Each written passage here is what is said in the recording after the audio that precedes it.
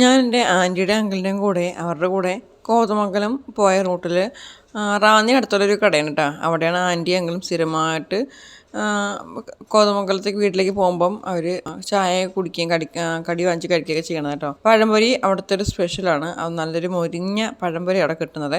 അപ്പം അവിടെ നിർത്തി ഞങ്ങൾ ചായ കുടിച്ച് പഴംപൊരി കഴിച്ചു.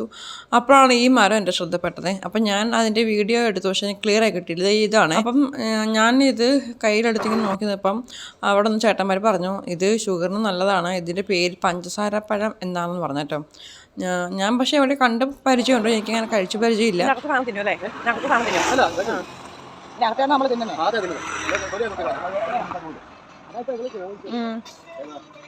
അങ്ങനെ കണ്ടിട്ടുണ്ടോ അവിടെ കണ്ടിങ്ങനെ